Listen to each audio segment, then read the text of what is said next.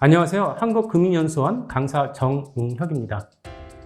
개설은행은 1차는 제시에 대해 지정은행에 결제해야 합니다. 여기서 지정은행이랑 1차는 제시에 대해 결제 또는 매입을 할 수 있도록 개설은행이 권한을 부여한 은행으로 신용장 전문의 41번 A 필드 또는 D 항목에 게재됩니다.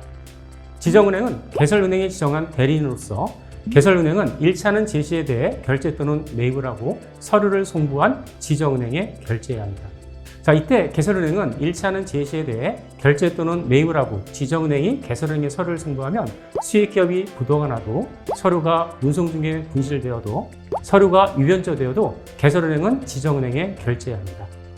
자, 그렇다면 신용장을 발행한 은행은 어떤 위험이 있으며 이 위험을 관리할 방법으로는 어떤 것들이 있는지 알아보도록 하겠습니다.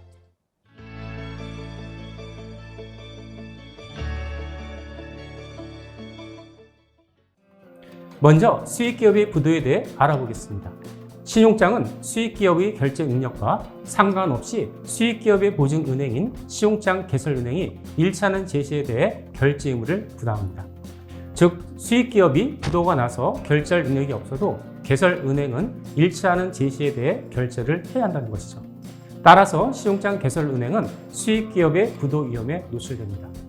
개설은행은 신용장 개설 시 운송서류의 수화인을 개설은행 지시 또는 개설은행 기명식으로 요구해 수익기업이 결제 전에 부도난 경우 수입 물품에 대한 물품을 처분해 수입 대금을 상환 처리할 수 있습니다.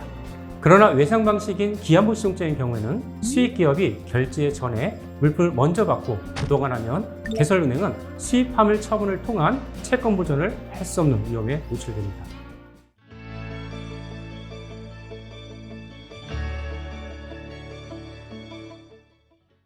다음으로 국제 운송 중에 수입 물품의 파손이나 분실에 대해서 알아보겠습니다. 수익기업의 부도 시 개설은행은 수입 물품을 채권 보전에 사용할 수 있습니다. 그러나 국제 운송 중에 수입 물품이 운송사고로 파손 또는 분실이 되면 담보 가치가 훼손되어 수입 물품을 통한 은행의 채권 보전 확보에 어려움이 발생합니다. 따라서 신용장 개설은행은 수입 물품이 운송 중에 파손 또는 분실되는 위험에 노출됩니다. 자, 이에 개설은행은 운송사고에 대비해 수출기업 또는 수익기업으로 하여금 적하보험에 가입함으로써 운송사고 위험을 관리할 수 있습니다. 따라서 수출기업과 수익기업이 체결하는 계약서에 명시된 인구덤수 조건에 따라 수출기업 또는 수익기업이 보험에 가입하도록 해야 합니다. 먼저 CIF, CIP 조건은 수출기업이 보험에 가입하도록 신용장에 요청해야 합니다. 그리고 EXW, FCA, FAS, FOB, CPT, CFR 조건은 신용장 개설 시 수익기업이 보험을 가입하도록 하며 보험금을 개설은행이 수령할 수 있도록 해야 합니다.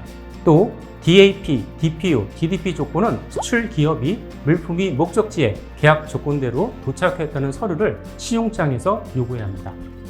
자, 이러한 서류의 예로는 목적지에서의 물품 수령증이 있습니다.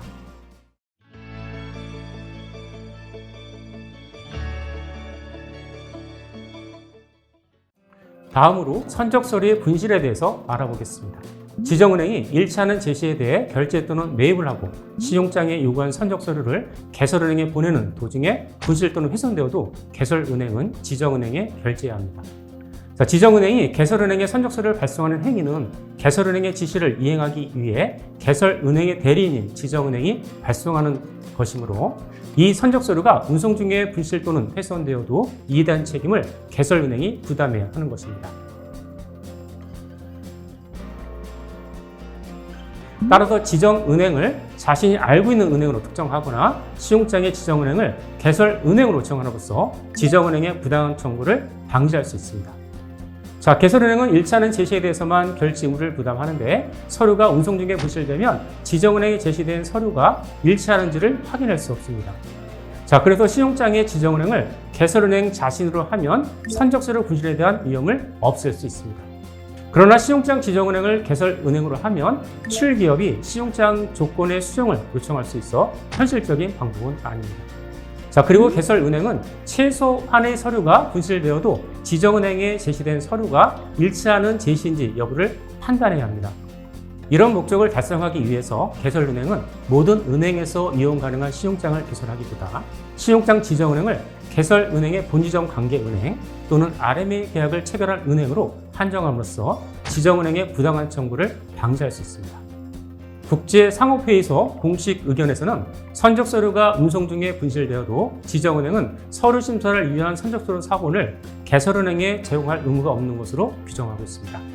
그러나 지정은행이 개설은행과 관계가 있는 은행이라면 선적서류 사본을 받을 수 있고, 은행 간의 신뢰를 통해 운송 중에 선적서류가 분실되는 경우 하자서류에도 불구하고 지정은행이 청구하는 부당한 청구를 방지할 수 있습니다.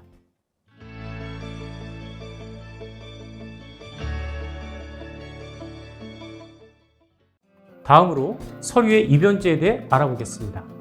출기업이 제시한 서류가 위조 또는 변조되어도 이를 인지하지 못한 지정은행이 결제 또는 매입을 하면 개설은행은 지정은행에 결제해야 합니다.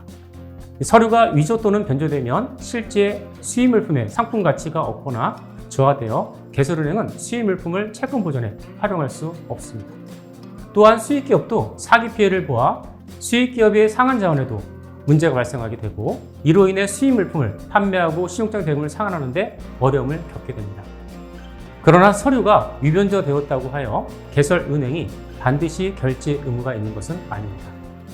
개설은행의 결제 대상은 1차는 제시에 대해 결제 또는 매입을 하고 서류를 송부한 지정은행에만 결제 의무가 있습니다. 만일 지정은행이 결제 또는 매입을 하지 않고 서류를 개설은행에 송부했다면 개설은행은 지정은행에 결제 의무가 없습니다. 신용장 거래에서 출기업은 서류만으로 거래하지 않지만 은행은 서류만으로 거래합니다. 따라서 출기업이 서류를 위변조하였지만 지정은행이 결제 또는 매입을 하지 않았다면 개설은행은 서류를 위변조한 출기업의 결제 의무를 부담하지 않습니다. 그러나 은행이 서류가 위변조되었다는 사유로 출기업에 단독으로 결제에 거절하기는 어렵습니다. 따라서 개설은행이 결제하기 전에 수익기업은 법원의 1차는 제시에도 불구하고 결제를 금지하는 법원의 신용장 대급 지급정지 명령을 받아 은행이 법적으로 결제를 금지할 수 있도록 해야 합니다.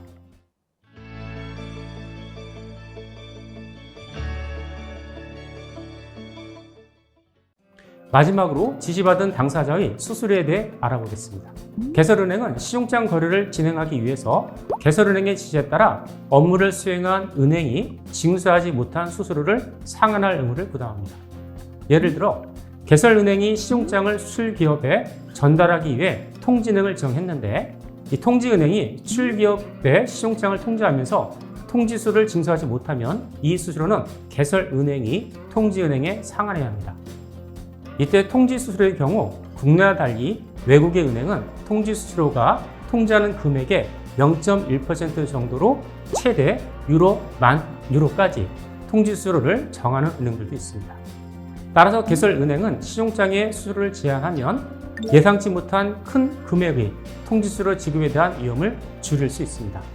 자, 예를 들어 통지수수료는 USD 100달러다 라는 문구를 신용장에 기재하면 예상치 못한 수수료를 상환해야 하는 위험을 줄일 수 있습니다.